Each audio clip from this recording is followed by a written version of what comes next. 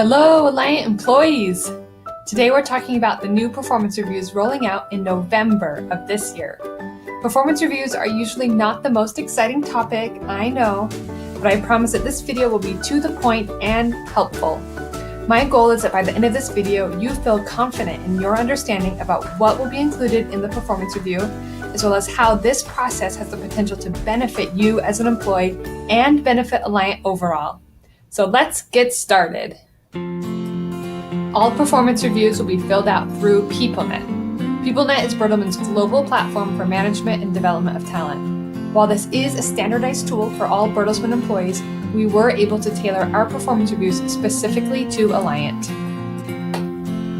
There are 3 forms that you will have the opportunity to complete within PeopleNet. The first is the goals form, second is the performance and development dialogue, and third is the optional form for employees who are looking to develop beyond their current position.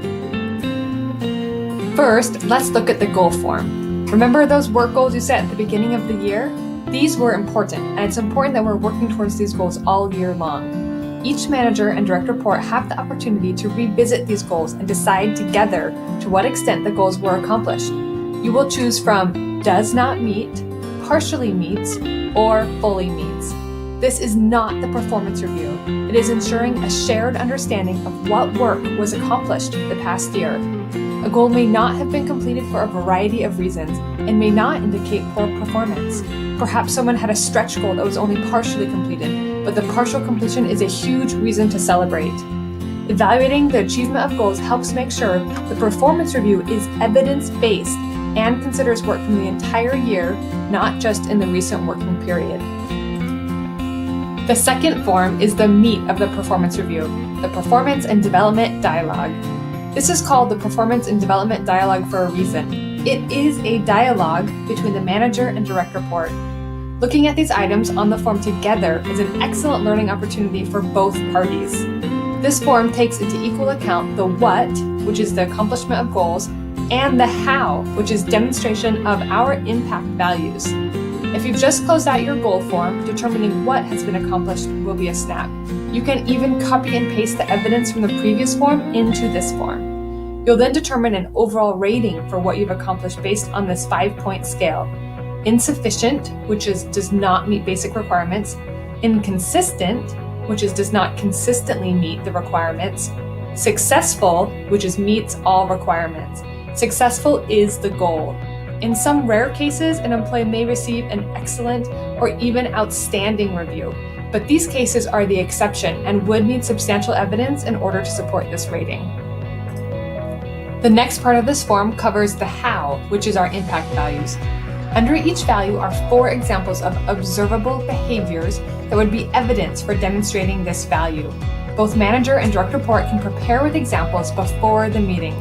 I can tell you that I will definitely come to my performance and development dialogue prepared with examples of how I've demonstrated each of the values, thereby making the job of my manager easier. Each value will receive a rating based on the same scale as mentioned before. Part 2 of the performance and development dialogue is when the manager and direct report discuss needed development goals. These are different from your work goals, which is what you are accomplishing at work. The development goals may focus on improving communication or interpersonal skills. Perhaps the goals will include a specific training to strengthen your skill set in a particular area. These goals will enable you to be more successful in accomplishing your work goals. Part 3 of the form is a discussion about professional development and advancement. The employee is given space to articulate their career aspirations. It's very helpful for the manager to know where the employee wants to end up in the long run, as well as whether or not the employee is interested in moving between campuses, departments, or functions within Alliant. The third form is completely optional, so no pressure. Employees can request this form if they are interested in advancing beyond their current role. This form is called the potential evaluation.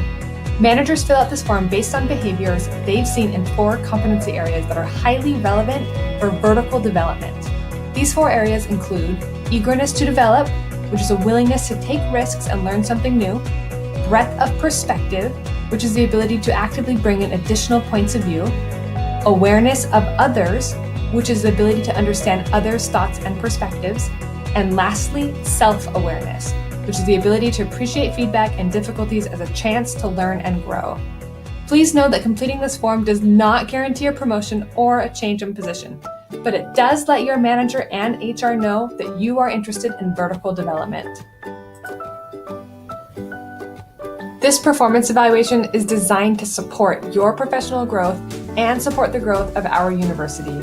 I hope that your experience and dialogue with your manager is meaningful, affirming, and productive. If you have any questions, please reach out to Vicki or myself. We are here to help. Thank you and goodbye.